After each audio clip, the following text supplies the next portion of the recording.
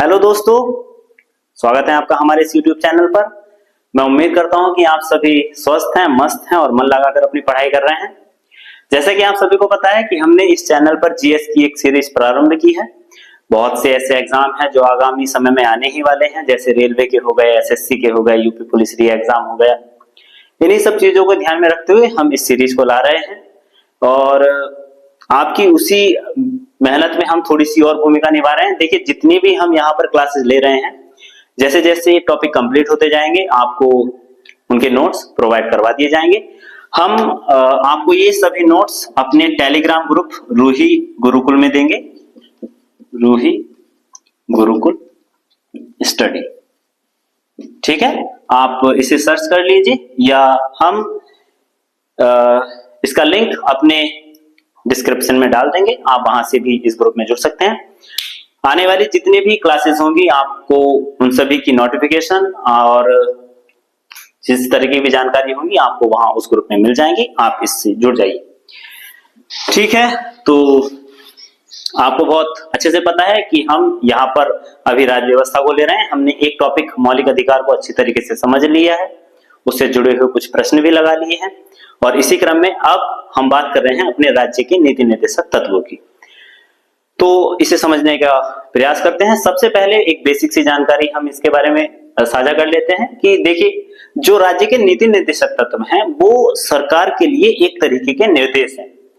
देखिए, जब देश आजाद हुआ तो भारत की जनता को भर भर के मौलिक अधिकार दिए गए, जितने भी देश दिए जा सकते थे, चाहे वो स्वतंत्र रूप से घूमने का अधिकार हो, बोलने का अधिकार हो, निजी अधिकार हो, हर तरीके के अधिकार दिए गए। फिर भी जो हमारे संविधान के निर्माणकर्ता थे उन्हें फिर भी लगा कि नहीं, अभी कुछ तो बाकी है, हम और भी बहुत कुछ अपनी जनता के लिए कर सकते हैं। तो इसी जद्दोजहद में उन्होंने राज्य को ये निर्देश दिए कि देखो, हम ये चीजें आपको दे रहे हैं, अब ये आपकी रिस्पॉन्सिबिलिटी कि आप आने वाले समय में इन सब चीजों को प्रोवाइड कराएं। तो आप देखते होंगे कि जिस तरीके की भी योजनाएं आती हैं या नीतियां आती हैं, उनमें इन्हीं सब चीजों को ध्यान में रखा जाता है कि भारत की जनता का सामाजिक, आर्थिक और राजनीतिक कल्याण होता रहे। तो सबसे पहले हम बेसिक जानकारी की अगर इनकी बात करें तो ये भारत के संविधान भाग 4 में उल्लेखित है और अनुच्छेद 36 से 51 तक में इनका जिक्र किया गया है और ये आयरलैंड से लिए गए हैं। तो आप ये 3 पॉइंट तो याद ही रखें, कुछ भी ना याद रखें तो कम से कम आपको ये 3 पॉइंट तो याद होने ही चाहिए नीति निर्देशक तत्वों में कि भाग 4 अनुच्छेद 36 से 51 और आयरलैंड से लिए गए। जैसे कि मैंने आपको बताया कि हम अगर बात करें कि इनके उद्देश्य की, कि इनका उद्देश्य क्या है, सबसे पहली चीज ये है तो सामाजिक व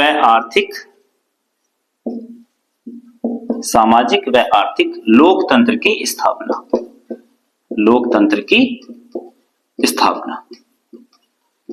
ये हमारी सरकार को निर्देश दिए गए हैं कि आप जो भी योजनाएं लाएं, जिस तरीके की भी आप नीतियों का निर्माण करें, आप ये चीज अपने जहन में रखें कि जनता के बीच सामाजिक और आर्थिक लोकतंत्र की स्थापना होनी चाहिए। पहला पॉइंट ये आपको याद रखना है। दूसरा, ये जितनी भी सरकारें हैं यानी ये सरकारों को नैतिक निर्देश है। कैसे निर्देश है? नैतिक, यानी कि आप नैतिक रूप से ये देखते चलें कि जनता को किस किस तरीके की चीजों की मतलब असुविधाएं हैं और आपको क्या क्या चीजें देनी है उन्हें समय समय पर। तो दो बातें, सामाजिक व आर्थिक लोकतंत्र की स्थापना के लिए और सरकारों के लिए ये नीति निर्देश है। एक पॉइंट और कि ये गैर बाध्य योग्य हैं। कैसे हैं? गैर बाध्य योग्य। इस पॉइंट को थोड़ा समझ लीजिए। देखिए, जिस तरीके से आपको मौलिक अधिकार प्राप्त हैं और आप मौलिक अधिकारों के लिए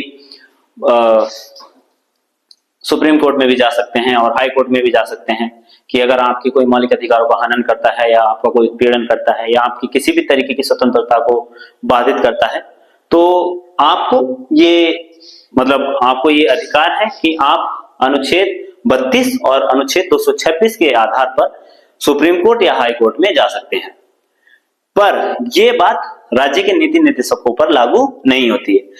पता चल रहा है कि किसी आपके ऐसा लगे कि यार ये तो मुझे जो है चीजें प्रोवाइड नहीं की जा रही हैं, कि मेरे अनुच्छेद 36 से 51 के बीच में इन सब चीजों का जिक्र किया गया है कि मुझे ये सब सुविधाएं दी जाएंगी, पर मुझे इस तरीके की कोई भी सुविधा नहीं दी जा रही है, तो मैं सुप्रीम कोर्ट में या हाई कोर्ट में जाके याचिका डाल देता हूं।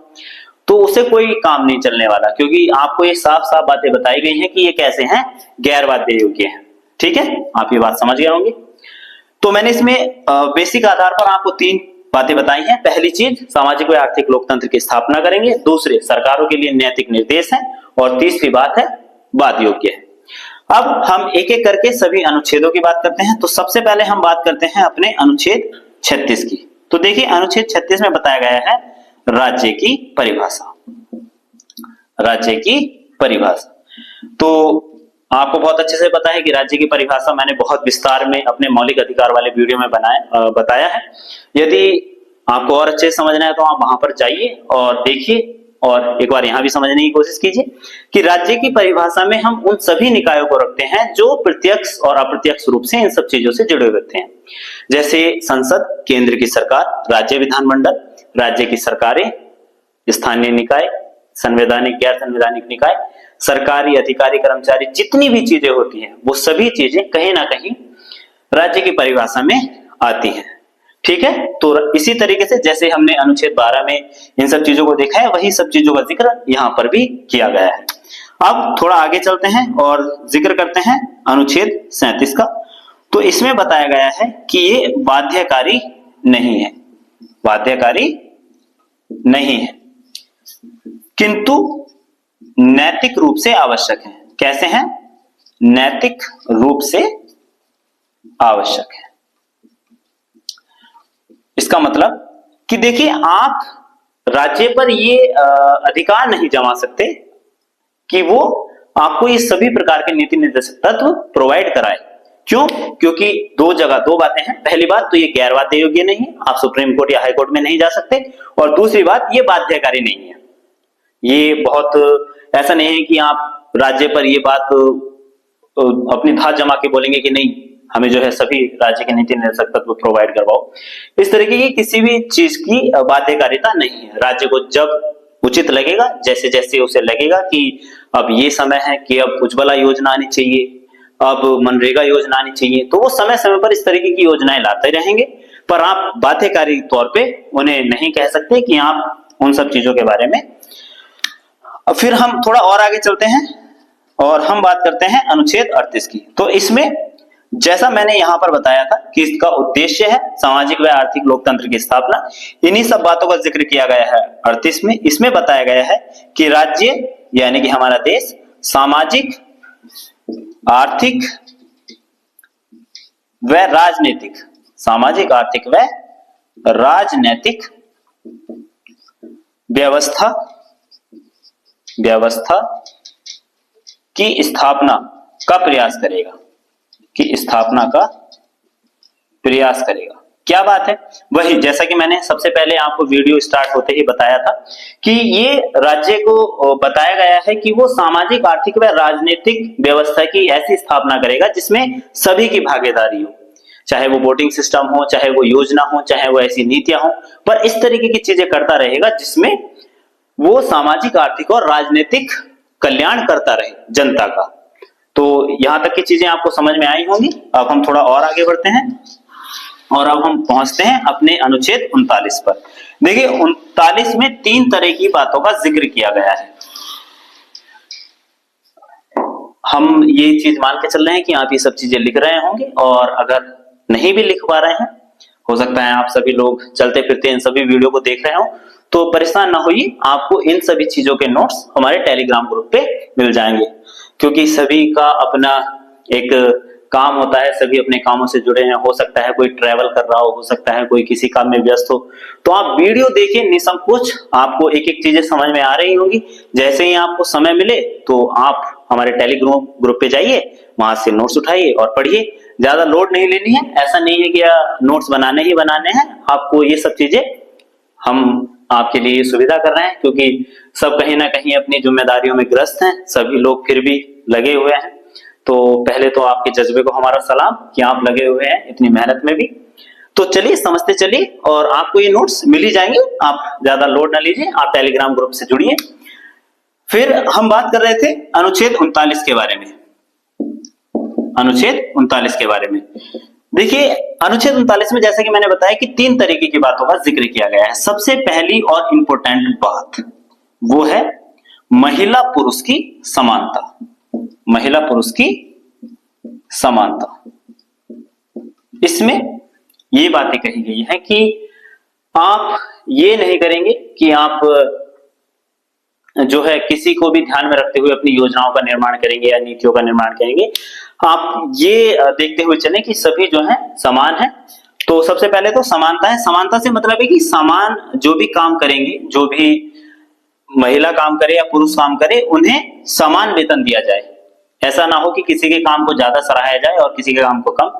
तो सभी के कामों की समानता है। महिला के भी कामों को उतनी ही वरीयता दी जाए जो पुरुष के कामों को वरीयता दी जाती है। दूसरा, इसी में जिक्र किया गया है कि समान कार्य के लिए समान वेतन। समान कार्य समान वेतन, समान वेतन। तो जैसा कि मैंने बताया कि किसी के भी काम को ज्यादा ना सराहा जाए। जितना काम महिला करती हैं उतना ही काम पुरुष भी कर रहे हैं, और जितना पुरुष कर रहे हैं उतनी ही महिला कर रही है। तो इसलिए समान कार्य अगर दोनों कर रहे हैं, दोनों के काम में अगर समानता है, तो उनके वेतन में भी समानता होनी चाहिए। पर जैसा कि आप पता है, आप सभी समाज में रहते हैं, हम भी समाज में रहते हैं। आप बहुत से काम ऐसे देखते होंगे, चाहे वो स्कूल में टीचिंग करने का काम रहा हो, या रिसेप्शनिस्ट की जॉब रही हो, या ऐसे बहुत से छोटे मोटे काम जो हम कम वेतन में महिलाओं से ले लेते हैं। अब ये महिला देखिए यहाँ पर बाध्यकारिता नहीं दिखा सकती है कि तुम्हें जो है मुझे भी उतना ही वेतन देना है जितना आप पुरुष को देते हैं। क्यों? क्योंकि हमने ये बात पहले ही जिक्र कर दी है कि ये बाध्यकारी नहीं है, गैर बाध्य योग्य है। तो इसीलिए कहीं ना कहीं पर आप ध्यान रखेंगे कि जो समान कार्य करते हैं आप उन्हें समान वेतन दें, चाहे वो महिला हो या पुरुष हो, आप दोनों को समान दृष्टिकोण से देखेंगे। तीसरी चीज, समान वितरण। किस चीज का? संसाधनों का। जो भी हमारे देश में संसाधन है, धन है, संसाधनों का, उन सभी का समान वितरण करेंगे। यानी ऐसा नहीं कि आप किसी समुदाय, किसी वर्ग को ज्यादा संसाधन प्रोवाइड करवा देते हैं और कोई है जो भूखमरी में मर रहा है, गरीबी में मर रहा है, ऐसा नहीं होगा। आप ये देखते चलें कि आप सभी को समान तरीके की चीजें प्रोवाइड कराएं, समान तरीके का व्यवहार करें। महिला पुरुष में अगर वो समान कार्य करते हैं तो उनके लिए समान वेतन की व्यवस्था करें। इन सब चीजों का जिक्र किया गया है। इसी में एक अनुच्छेद और है 39 का ए, 39A, जिसमें बताया गया है समान व निशुल्क। कैसा? समान व निशुल्क कानूनी सहायता। कानूनी सहायता, इसका मतलब कि आर्टिकल 39A में इस बात का जिक्र किया गया है कि आप जितने भी देश के नागरिक हैं, आप सभी को समान और निशुल्क कानूनी सहायता की सुविधा है। मतलब ऐसा नहीं है कि अगर आपके पास पैसे नहीं है तो आपको किसी तरीके का कोई वकील नहीं मिलेगा, आपको एक सरकारी वकील दिया जाएगा।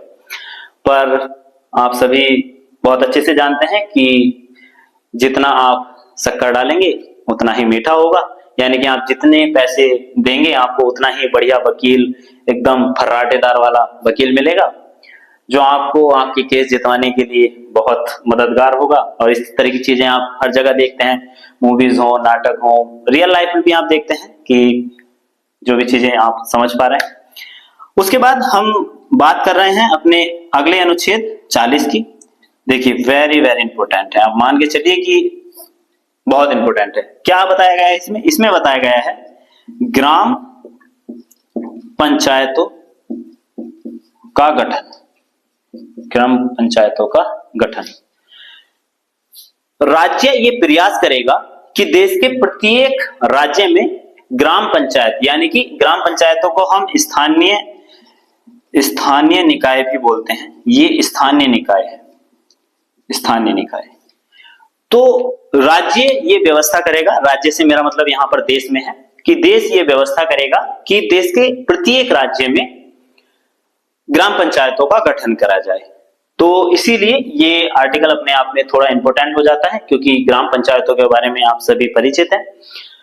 ठीक है, तो अब हम यहां तक ही रखते हैं आज इस वीडियो में।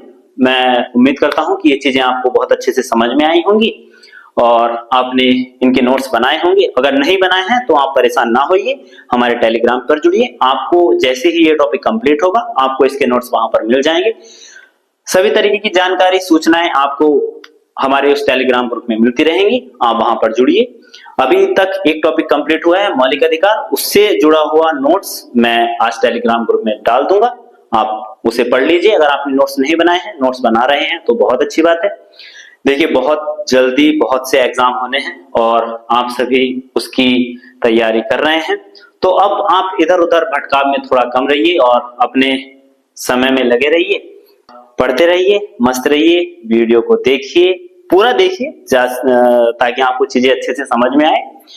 और कमेंट जरूर कीजिए, जो भी चीजें आपको लगती हैं आप कमेंट कीजिए, हमें बताइए हमें और किन सब टॉपिक पर वीडियो बनाना चाहिए। और लाइक कीजिए, शेयर कीजिए और सब्सक्राइब कीजिए। चलिए पढ़ते रहिए, मस्त रहिए, मिलते हैं अगली वीडियो में। जय हिंद।